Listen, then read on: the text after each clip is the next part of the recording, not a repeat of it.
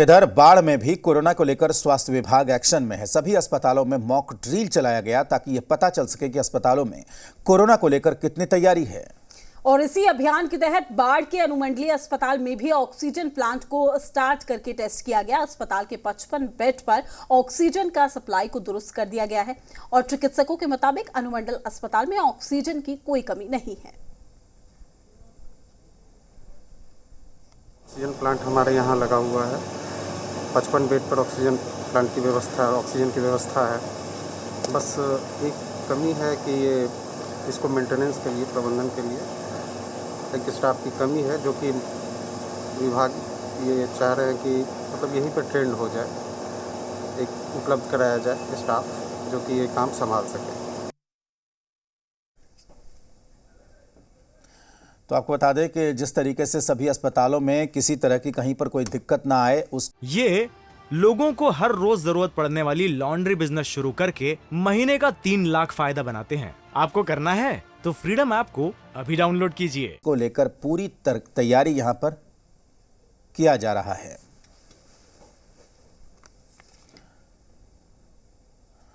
और इसी पर ज्यादा जानकारी देने के लिए हमारे साथ जुड़ गए हैं ब्यूरो चीफ पटना रजनीश, इस वक्त पटना से जुड़े हुए हैं।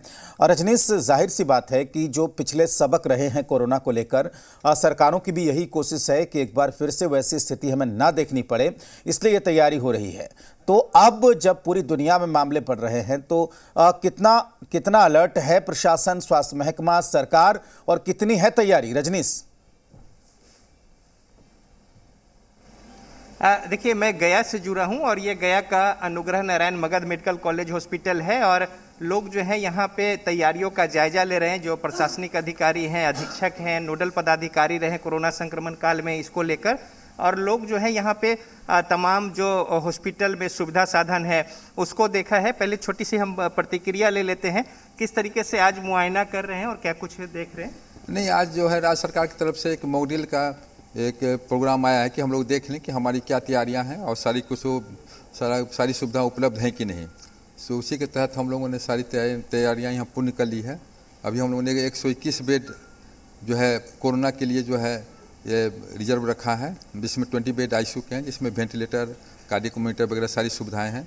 और 89 बेड हैं जिनको हम लोग जो पाइपलाइन के द्वारा ऑक्सीजन सप्लाई भी है, और 32 बेड है जिनका ऑक्सीजन कंसंट्रेटर के द्वारा। ऑक्सीजन सप्लाई इसमें सब आ रहा है, थोड़ा दिखाएंगे यहाँ पे कैसे क्या है ये। और देखिए यहाँ पे ऑक्सीजन सप्लाई वगैरह का भी जायजा ले लिया गया है, कितना प्रेशर है, क्या कुछ वस्तु स्थिति है। और इसके अलावा ऑक्सीजन प्लांट का जायजा लिया गया है और साथ ही साथ 20 आईसीयू जो है वो यहाँ पे रखे गए हैं, जबकि 121 बेड जो हैं कोरोना संक्रमण के एहतियाती कदम को उठाते हुए यहाँ पे तैयार रखे गए हैं। और इसके अलावा जो पाइपलाइन से जो ऑक्सीजन सप्लाई है उसकी व्यवस्था जो है वो रखी गई है।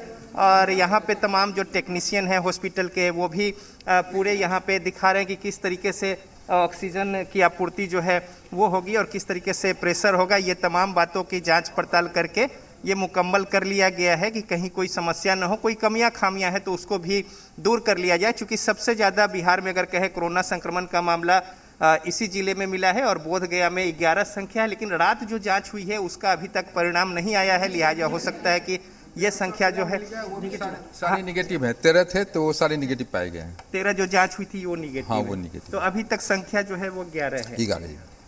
थाईलैंड से जो लोग आए थे उनमें शुरू में 1 और उनके साथ जो 20 लोग थे जांच में, कुल मिलाकर 4, और उसके बाद फिर 7 और लोग मिले थे। 11 लोग जो संक्रमित पाए गए हैं उन्हें आइसोलेशन में यहाँ पे रखा गया है। जिलाधिकारी अभी एक बैठक कर रहे हैं, बहुत ही महत्वपूर्ण। तमाम जो होटल है, चूंकि 60,000 से ज़्यादा विदेशी पर्यटक यहाँ पे पहुँच रहे हैं, 20,000 लोग आ चुके हैं और इसी कड़ी में यहाँ पे जो मॉक ड्रिल हो रहा है इसको लेकर तैयारियां जो है वो मुकम्मल है। नोडल अधिकारी रहे हैं, उनसे हम छोटी सी प्रतिक्रिया जल्दी से ले लेते हैं। कोरोना संक्रमण काल में जो अनुभव रहा है उसका कैसा लाभ मिलेगा? बढ़िया मिलना चाहिए। दवाई भी पूरा है, सभी तरह का मॉक ड्रिल आज कर रहे हैं हम लोग और मुकम्मल व्यवस्था है। मुकम्मल व्यवस्था तो बता रहे हैं कि किस तरीके से व्यवस्था जो है वो मुकम्मल है और साथ ही साथ जो होटल्स हैं उनमें भी आज कोशिश की जा रही है जिला प्रशासन की ओर से कि हर एक होटल में कम से कम 4 से 5 बेड जो है वो रखा जाए कि अगर मरीज जो बाहर से विदेशों से आए हैं लोग अगर संक्रमित हो तो उन्हें आइसोलेशन में रखा जाए। इसको लेकर होटल संघ के साथ भी एक महत्वपूर्ण बैठक हो रही है। तो प्रशासन की ओर से हर एक एहतियाती कदम जो है वो उठाए जा रहे हैं। कालचक्र मैदान में जिस तरीके से 3 दिनों का टीचिंग कार्यक्रम है, दलाई लामा यहाँ पे उपस्थित है, 20 जनवरी तक रहेंगे, लंबा समय अवधि है और इसको लेकर विदेशों से बहुत बड़ी तादाद में बौद्ध धर्म मानने वाले जो अनुयायी हैं और देखिए बड़ी बात यही है कि जो लोग विदेशों से आ रहे हैं उन पर कड़ी निगरानी रखने की जरूरत है। बिल्कुल, हम जान लेते हैं। अधीक्षक सर है यहाँ पे गोपाल कृष्णा, जो विदेशों से आए हैं यहाँ पे लोग, उन पे कड़ी नजर रखने की जरूरत है क्योंकि सोशल डिस्टेंसिंग भी वहाँ पे बोधगया में हो नहीं पा रहा। नहीं, अभी कल ही जो है हमारे डीएम साहब के अध्यक्षता में हमने के रात में मीटिंग की है और उन्होंने जो है निर्देश दिया है कि जो टेस्टिंग है उसको बढ़ाया जाए और एयरपोर्ट पर और रेलवे स्टेशन पर हम लोग जो उनके द्वारा मजिस्ट्रेट भी तैनात किए गए हैं जो टेस्टिंग को, और हम लोग टेस्टिंग भी यहाँ बढ़ा रहे हैं ताकि जो ज़्यादा से ज़्यादा लोगों का जो स्क्रीनिंग किया जा सके। लेकिन एक बड़ी चुनौती है चूंकि संख्या विदेशी पर्यटकों की बहुत ज़्यादा है। हाँ, संख्या तो ज़्यादा है, चुनौती तो है, लेकिन उससे निपटने के लिए जो है जिला प्रशासन की ओर से भी सारी तैयारियाँ और हम लोग के द्वारा भी जो है तैयारियाँ की जा रही हैं। थोड़ी सी ये बता दें कि जो लोग 11 लोग जो पॉजिटिव हुए हैं, पाए गए हैं, उनमें क्या कुछ सिम्टम है और किस तरीके नहीं, वो सभी सिम्टम फ्री हैं। सिम्टम? हाँ, सबसे अच्छी बात है कि सभी सिम्टम फ्री हैं। बिल्कुल, इसीलिए हाँ आइसोलेशन में। तो अच्छी बात गया ये से है कि सिम्टम जो गया से हमारे संवाददाता रजनीश हमें बता रहे थे कि किस तरीके से वहां पर हजारों की तादाद में विदेशी पर्यटक आए हुए हैं। बौद्ध धर्म का एक महत्वपूर्ण स्थल है गया, इसकी वजह से वहां पर हर साल लाखों सैलानी आते हैं विदेशों से और इस बार जो है वो अलर्ट पर है। रुक करेंगे रुपेंद्र का, जो पटना में IGIMS से हमारे साथ जुड़े हुए हैं। रुपेंद्र, पटना में मॉक ड्रिल को लेकर क्या कुछ तैयारी है वहां के अस्पतालों में? देखिए, पटना IGIMS में जो है पूरी तैयारी कर ली गई है और देखिए एक जो पेशेंट जो है वो मॉक ड्रिल कोरोना पेशेंट, देखिए उनका पूरा तत्पर इलाज जो है जा रहा है PPE किट में। इसको देख के आपको लग सकता है कि जो फर्स्ट वेव कोरोना का आया था और जिस तरह से लोग तैयारी में थे और जिस तरह से PPE किट पर कर जो इलाज कर रहे थे उस तरह से जो है इलाज किया जा रहा है। देखिए मरीज जो हैं उन्हें ऑक्सीजन दिया गया है और उनकी सांसें जो है देखिए किस तरह से चल रही हैं। देखिए किस तरह से जो है तमाम जो मेडिकल के सामान है वो तमाम सामान जो है वो यहाँ मौजूद है। खुद डॉक्टर देखिए PPE किट में आए हुए हैं, इलाज कर रहे हैं। ये बताएं कि किस तरह PPE किट में इसी तरह रहे। अब जो जिस तरह से वेव आ रहा है, भले 11 है विदेशी हैं, बिहार में वैसा मामला आया नहीं है, लेकिन आता है तो क्या आता है तो हम पूरी तैयारी के साथ हैं। पूरा सारा सिस्टम रखा गया है, ऑक्सीजन सपोर्ट से लेकर सारे मेडिसिन रखे गए हैं यहाँ पे के लिए। हम पूरी तरह से तैयार हैं इसके लिए। तत्काल में इसमें 10 बेड रखे गए हैं, 15 बेड है इसमें और भी ज़रूरत के हिसाब से, पेशेंट के कंडीशन के हिसाब से है। पेशेंट के सीवियरिटी पे डिपेंड करता है, माइल्ड मॉडरेट सीवियर, अगर उसके हिसाब से अभी पेशेंट माइल्ड है उसके हिसाब से हम यहाँ पे अभी प्राइमरी ट्रीटमेंट, सिम्टोमेटिक ट्रीटमेंट देंगे। अगर आइसोलेशन और ICU की ज़रूरत होगी तो हमारे पास और भी बेड हैं, ICU में भी बेड हैं। पेशेंट के कंडीशन पे डिपेंड करता है। यानी कि पूरी तैयारी है इस बार।